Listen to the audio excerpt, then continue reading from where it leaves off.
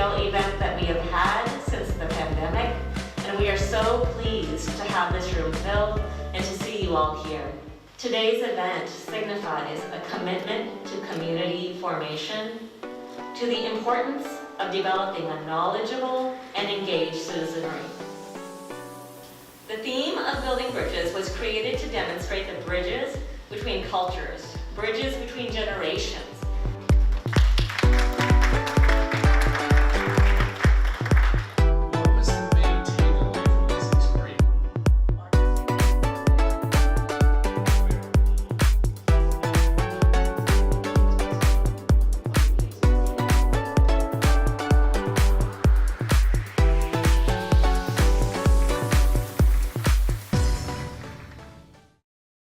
I hope that this film inspires people when they look at a building. They see something beyond those walls. They see something beyond the floor plans. They see something beyond just the structure of that building. They can recognize that architecture can often carry values and can express values and can help a community express their values. So I hope that people can see beyond the walls and beyond the blueprints.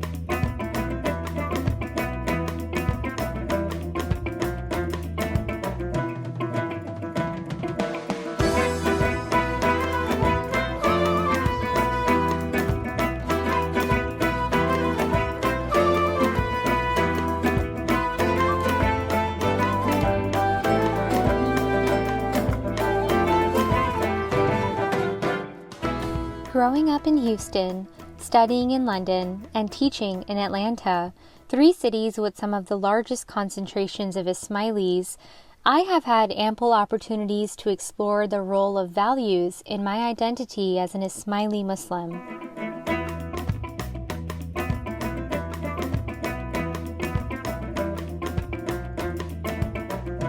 To me, values are the things which we hold dear to us, the things which bind us together as communities.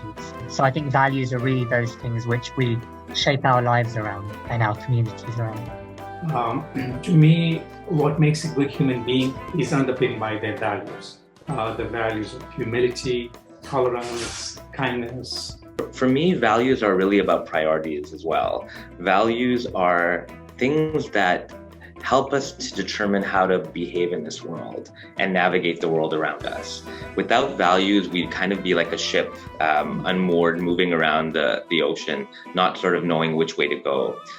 Values determine what priorities not just an individual has, but also what priorities a group can have.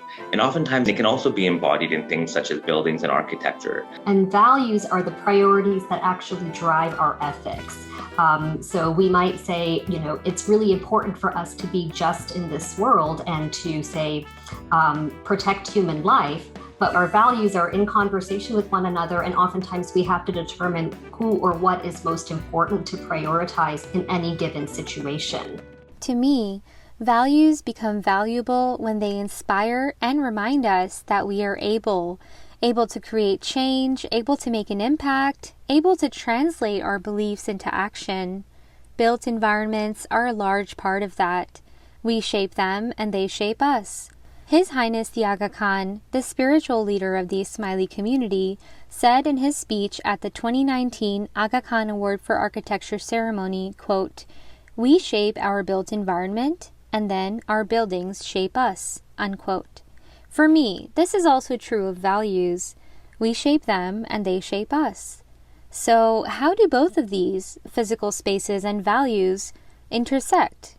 How do or how should our values show up in our physical spaces? In an ideal world, how would our built environment not only reflect our values, but give life to them? How can our spaces inspire us to actualize our value systems? The relationship between function and form is pivotal in architecture. Function describes the uses of a space, and form tells us what that space looks like in order to meet the functional needs.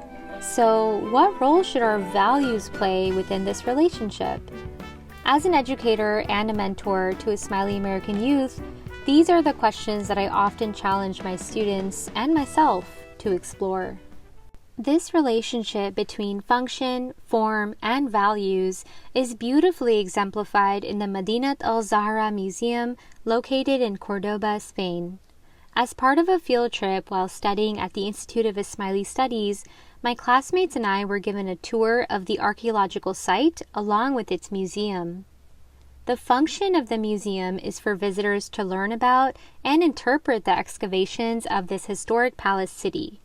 The form of the museum undoubtedly serves this function, but the set of architectural values is what makes this project unique. L'espace d'interprétation du site est orangé en harmonie parfaite avec le paysage et l'architecture arabe. Comme point de départ, les architectes sont partis des plans au sol de 3 bâtiments mis au jour, comme si le musée avait attendu d'être découvert.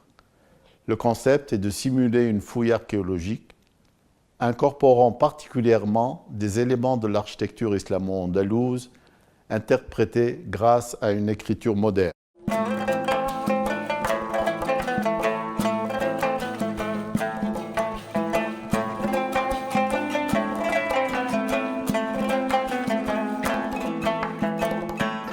Rather than towering over the 10th century structure that the museum is supposed to showcase, the museum's humble design seeks to learn from the site and then share that knowledge with its visitors, symbolizing the value of intellectual humility.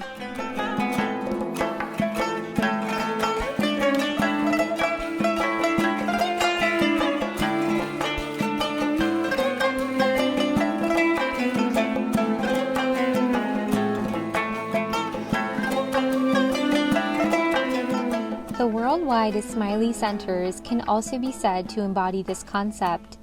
First conceived in the late 1970s, the Ismaili Centers continue the tradition of the Jamatkhana, which is the place of prayer and gathering for the Ismaili Muslim community.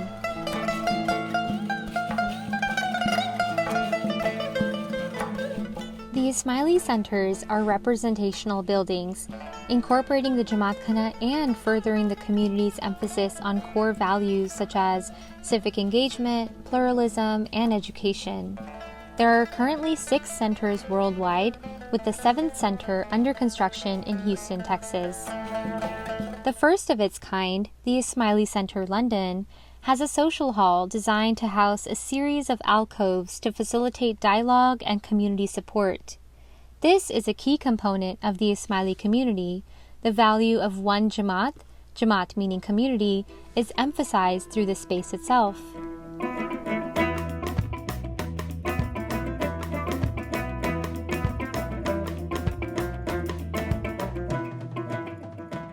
Nadim Babani is an Ismaili who grew up in London. He speaks to the values that are conveyed through the design of the Ismaili Center in his home city. And so I think with Jamaat Khanas as spaces of worship and gathering, they reflect the values of the community, I think, in 2 ways. One of them is through the actual spaces that the Ismaili Centers or the Jamaat Khanas include in their design.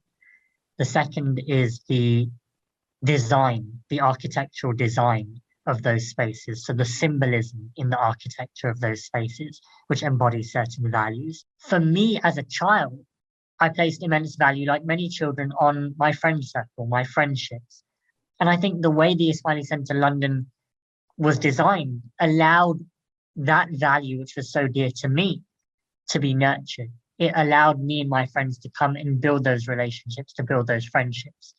I think with the value of prayer, as I grew a little bit older, I would find peace in the design of the building, in the way that the prayer hall has been designed, with these wonderful teardrop lights that fall from the ceiling, and the symbol of light being very powerful in the Islamic tradition. That idea would always be very resonant with me. And so the value of faith, the value of enlightenment, the value of seeking illumination, light which guides us, would always be something that deeply connected with me as I grew older. And I felt that the Ismaili Center London, again, through its wonderful design and use of light as a medium of promoting or cultivating a certain sentiment within the human being, I felt it allowed me to nurture and cultivate that value of seeking enlightenment, of seeking prayer, of seeking strength and courage in my, soul rather than in the surroundings that I lived within. My personal outlook on values, that they should be coupled with action, combined with my role as a teacher to Ismaili American youth, has inspired me to look for concrete ways in which my students can see, hear, and feel their values being put into action by those around them, in hopes that this would inspire them to do the same. My hope is that the Ismaili Center Houston will serve as a unique inspiration to my students. This will be the first of its kind in the United States, and Texas has been chosen for the center partly because of the large number of Ismailis who live here. This center will add to the repertoire of architecture that responds to the values and the needs of the communities which it serves.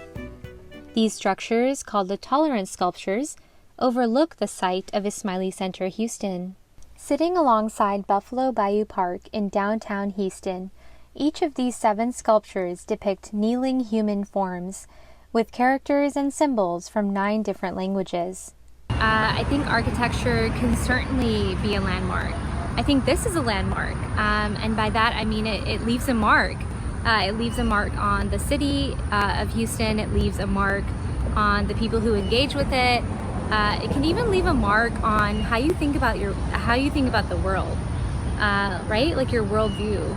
The sculptures further illustrate the marriage between values and physical structures. Absolutely. I think architecture, whether it be a built space or a structure like this, can certainly send a message. And in this case, I think the message is the value of pluralism.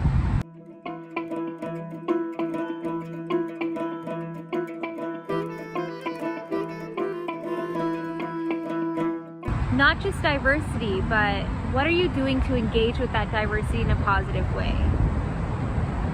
I think the tolerance sculptures truly exemplify how architecture, whatever form or shape it takes, can serve as a vehicle to share with the world one's values, whether it be the values of the person creating it or the community for whom it's being created.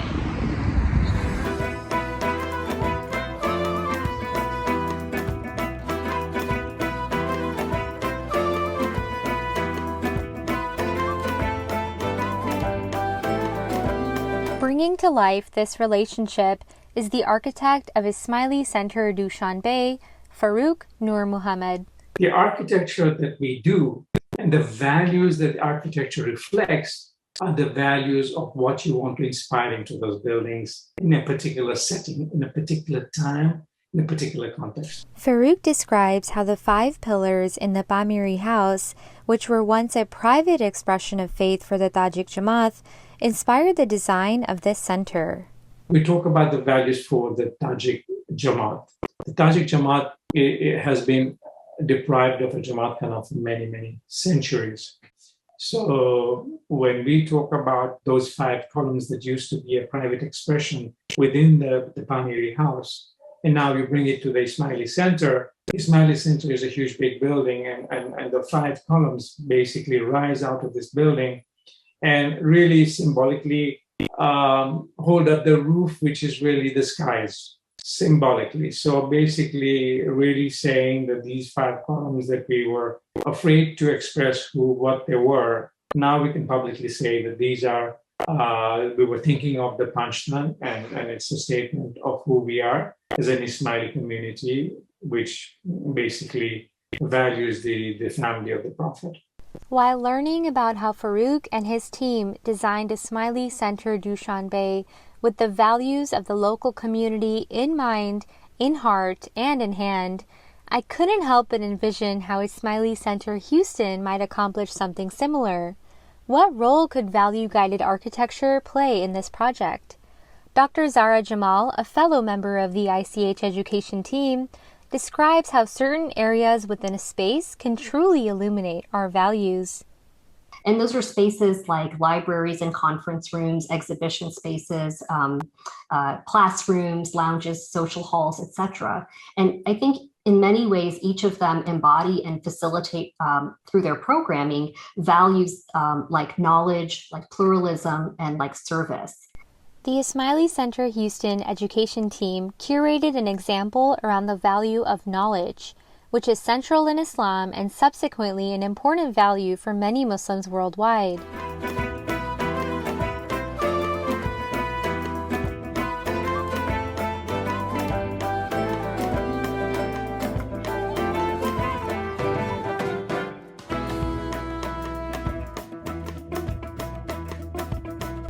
Rizwan Mawani, another member of the education team, discusses the role of emotive experiences in such spaces. And oftentimes that feeling of humility, that feeling of awe, that feeling of gratitude that one feels when one enters a space comes into effect because you are in conversation with that architecture. Rizwan and Nadim have both reminded us that the conversation between one's spirit and their surroundings is pivotal. This is often illuminated through the prayer halls found in Jamatkhana's and Ismaili Centers worldwide.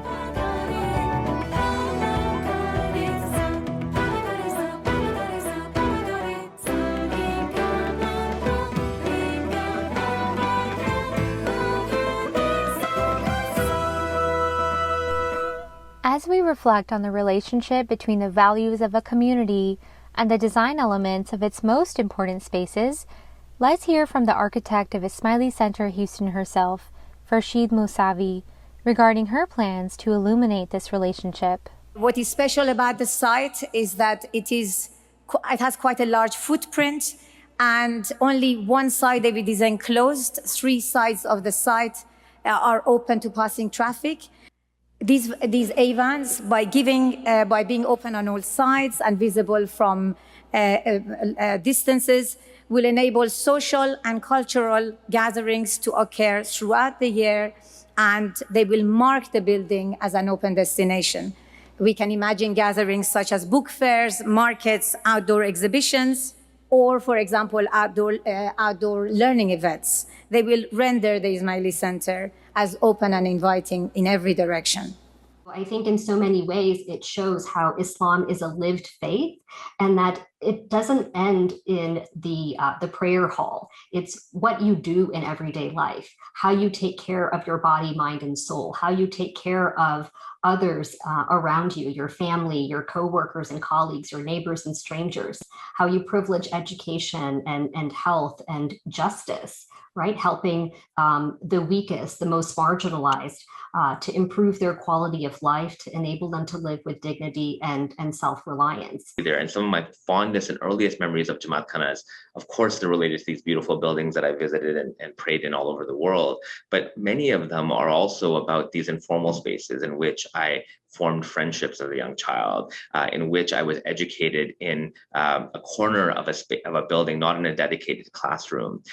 It's because it's in those moments that a community is built. It's in those moments that our values are most embodied and made apparent to even a young mind. As Farshid, Rizwan, and Zara remind us, while value-guided architecture can certainly lead us to a place of inspiration, it is ultimately the duty and the privilege of the people who are using the space to act on their inspiration and to carry out their values. What do you want this building to be, for not just for us now, but for generations to come? I think of it as things happening in the building rather than the building itself, because it's that kind of building. It has a lot of soul already. Mm-hmm. I would like to imagine that, as I mentioned, that great ideas will be born in this building. Mm-hmm. Because, we build the ideas, we make the ideas. Yeah. And this is one of those kinds of buildings that is made for this kind of thing. It's not just a place we go and work like an office. It's not a place say like a museum where we go and view the work of others. Here we go and make things. One thing that's important for us to remember is even though we have these beautiful built spaces, we shouldn't neglect that ultimately it's the people who use those spaces in which community is built. It's our relationships with each other, our coming together, the conversations that we have. It's very easy to become attached to a space because it's beautiful, but we shouldn't become attached to the space at the consequence of losing that glue that we have with each other as a community. To me, values are the things which we hold dear. To me, what Values determine what Our values are in conversation with one another, and oftentimes we have to determine. As we consider the spaces around us, let us reflect on how they can inspire us to give life to our values. How can our actions, our interactions, and the places in which these occur shape how we engage with the world? How can I inspire my students to use the spaces around them to give life to their values? How should we raise and teach our youth so that they too can create a world built on values?